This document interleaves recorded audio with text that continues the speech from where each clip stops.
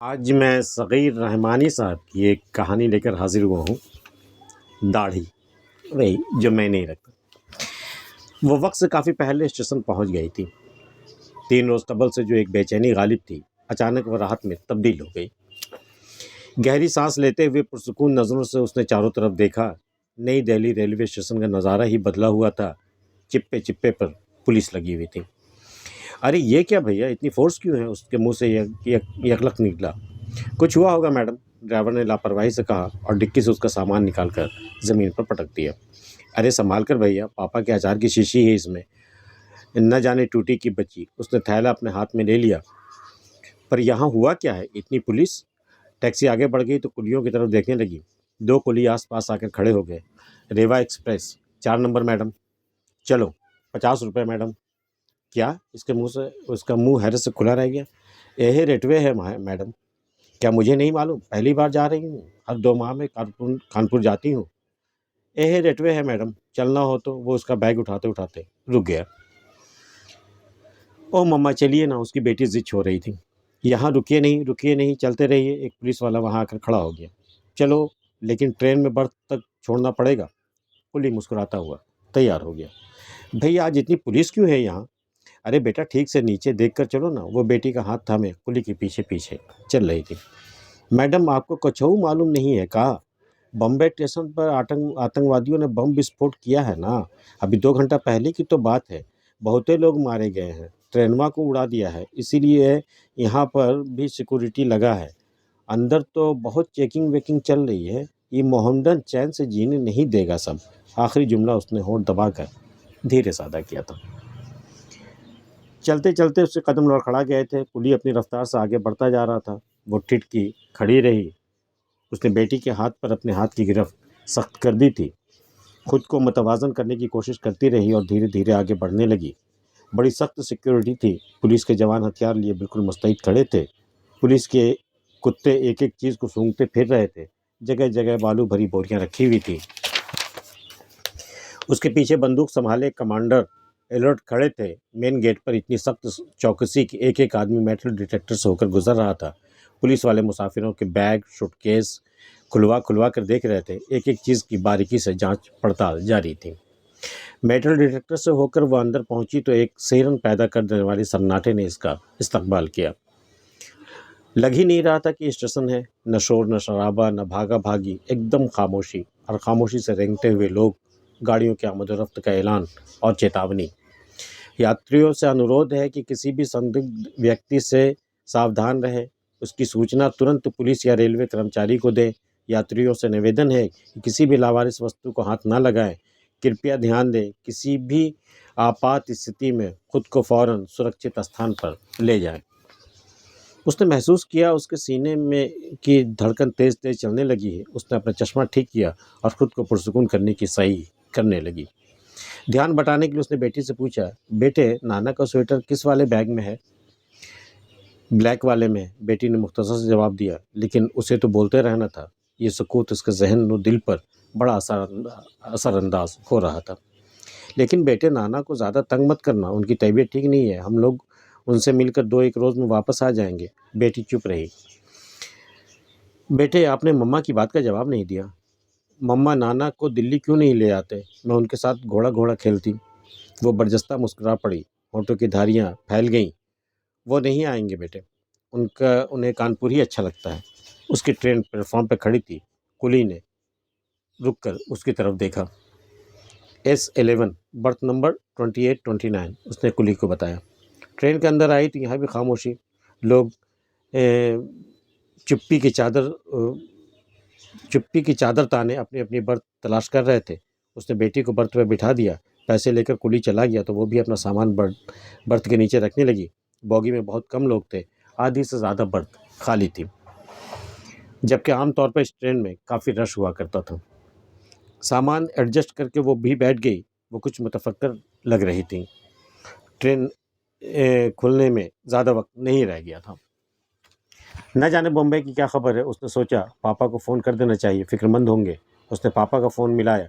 जी हाँ ट्रेन में हूँ, ठीक हूँ, मैं सुबह पहुँच जाऊँगी। गाड़ी रेंगने लगी। फ़ोन बंद करके उसने सामने देखा, सामने वाली बर्थ का मुसाफिर भी आ चुका था। शायद रेंगती ट्रेन लपक कर उसने पकड़ी थी, उखड़ी-उखड़ी साँसें ले रहा था। उसकी हाँफती-काँपती कैफ़ियत देखकर उसकी उसमें दिलचस्पी पैदा होने लगी। देखो तो बंदे की साँसें फूल रही हैं, कैसा पसीने-पसीने हो रहा है। काली जीन्स और ग्रे कलर का जैकेट, बेवकूफ़ है क्या? इतने मॉडर्न ड्रेस पर चादर क्यों लपेट रखा है? और फिर दिल्ली में अभी इतनी सर्दी भी कहाँ है? अजीब शख्स है, चादर ही से चेहरा साफ़ कर रहा है। गोरा चिट्टा चेहरा, घनी लंबी दाढ़ी। दाढ़ी? गोया मुसलमान है। चेहरा साफ़ करने के बाद उसने अपनी दाढ़ी चादर के नीचे कर ली और चेहरे का ज़्यादातर हिस्सा छुपा लिया था। पर क्यों उसने अपना चेहरा और दाढ़ी क्यों छुपा रखा है? उसने महसूस किया कि पैरों के नीचे से सनसनाहट जैसी कोई चीज़ उसके पूरे जिस्म में भरने लगी। यात्रियों से अनुरोध है कि किसी भी संदिग्ध व्यक्ति से सावधान रहें। ये मोहम्मडन चैन से जीने नहीं देगा। गाड़ी पूरी रफ्तार पकड़ चुकी थी। उसने बेचैनी से चश्मे का शीशा साफ कर दोबारा आंखों पर चढ़ाया। रफ्ता रफ्ता उसके इर्द गिर्द शक का घेरा कसता जा रहा था। कहीं क्या? यकीनी तौर पर यह खुद को छुपाने की कोशिश कर रहा है।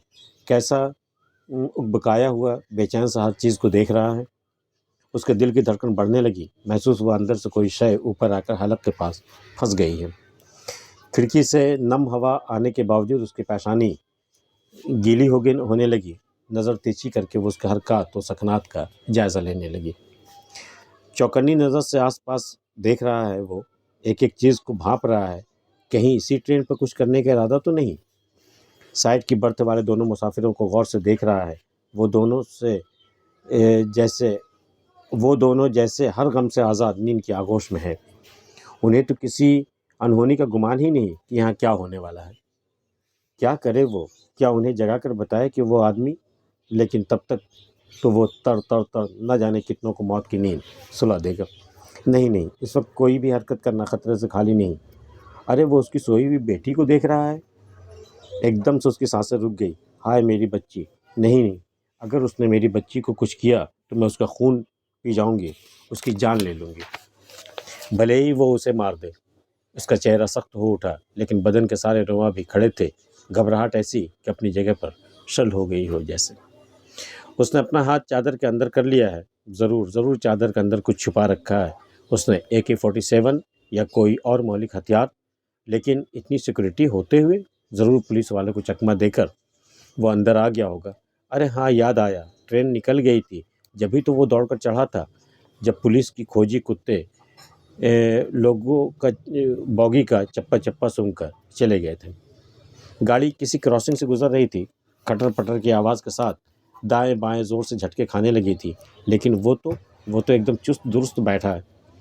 क्या गज़ब की ट्रेनिंग होती है इनकी, जिसमें जैसे बिजली भरी होती हो। जभी तो पलक झपकते ही क़यामत ढा देते हैं। बॉगी के अंदर तकरीबन सारे लोग सो चुके थे। खौफनाक लगने जैसी खामोशी मुसल्लत थी। ऐसी हालत में तो वो एक-एक को आराम से मार देगा, कोई नहीं बच पाएगा। खौफ और खदशा से वो लर्ज़ उठी। अरे वो गेट के पास मोबाइल पे किससे बातें कर रहा है? ज़रूर अपने साथी से बात कर रहा होगा। और भी साथी होंगे उसके अलग-अलग बॉगी में। सब एक दूसरे के कांटेक्ट में है। कब कैसे क्या करना है। TTE आया था। भाई साहब, वो आदमी TTA को बताना चाहती थी, पर मुंह से कोई लफ्ज़ नहीं निकला। कुछ बोलने का मतलब था फ़ौरन धड़ाम धड़ाम, लाशें, खून, चेथड़े। टिकट। TTE उसे मुखातिब था। उसने लेटे लेटे ही अपना टिकट दिखाया। कोशिश कर रहा है चेहरा सामने ना आए, सिर्फ आंखें और नाक दिखाई दे रही हैं बस, ताकि उसकी शनाख्त ना हो सके। TTE बगल के कंपार्टमेंट में टिकट देख रहा है। वो पीछे से जाकर उसे सब कुछ बता देना चाहती है। टॉयलेट का बहाना ठीक रहेगा। वो उठी, मन ही मन कुछ पढ़ती हुई आगे बढ़ी। TTE के पास पहुंचकर मुड़कर देखा तो कलेजा धक से रह गया। गज़ब का अय्यार है वो, बर्थ के किनारे से झांक रहा है। बस यूं ही टॉयलेट की तरफ गई, फिर लौट आई। बैठी तो इस तरह जैसे जिस्म की सारी ताकत निचोड़ ली गई हो। ट्रेन की रफ्तार धीमी हो रही थी। अलीगढ़ आ रहा था। गाड़ी प्लेटफॉर्म पर रुक गई थी। उसका मोबाइल बजा है। वो एकदम से चौंक गया है। जेब से फ़ोन निकाल कर नंबर देखता है और उसका कंपार्टमेंट की दूसरी जानिब निकल जाता है। ज़रूर उसे इशारा किया गया है, इसी ट्रेन को उड़ाना है। ए भैया सुनो, एकदम बौखला कर वो प्लेटफॉर्म पर किसी को पुकार उठी। मजीद इस आगे कुछ कहती, वो बर्थ पर आकर बैठ गया था। उसकी आवाज़ हलक में ही घुटकर रह गई।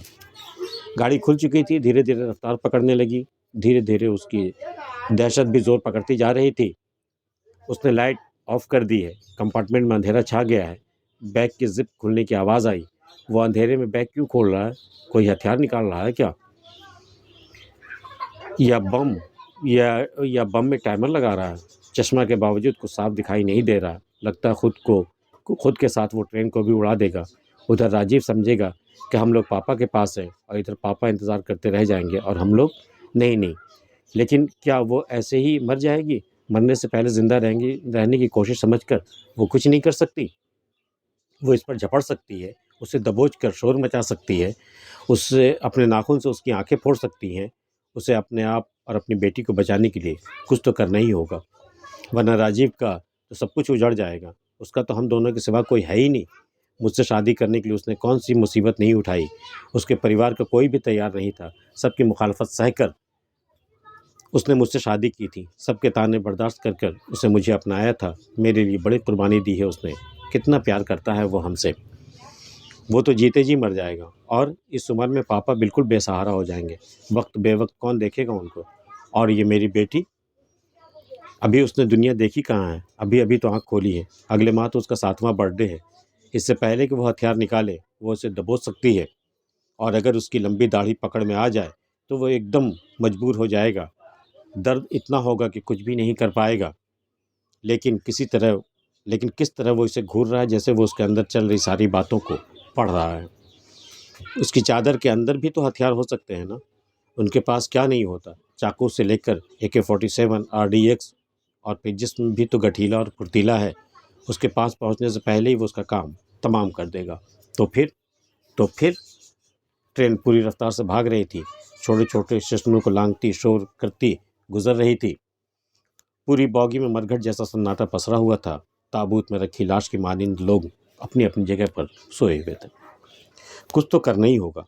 क्यों नहीं वो उसके सामने हाथ जोड़ ले, उसके पैर पकड़ ले, उससे गिड़गिड़ा कर बोले, भैया तुम्हारी भी तो कोई बहन होगी, मेरी बेटी जैसी बेटी होगी। क्या तुम्हारे दिल में रहम नहीं है? क्या तुम इंसान नहीं हो? अगर तुम्हारी बहन बेटी को कोई मारे तो तुम पर क्या बीतेगी? आखिर हमारा कसूर क्या है? हमने तुम्हारा क्या बिगाड़ा है? आखिर ये सब क्यों करते हो तुम लोग? क्या मिलता है तुम्हें बेकसूरों का खून बहाकर? ये अंधी लड़ाई क्यों लड़ रहे हो तुम लोग? इसे ज़रूर दया आ जाएगी, बख्श देगा वो हमें। हाँ, यही ठीक रहेगा, ऐसा ही करना चाहिए। भाई साहब, अचानक उसके फ़ोन का अलार्म बज उठा।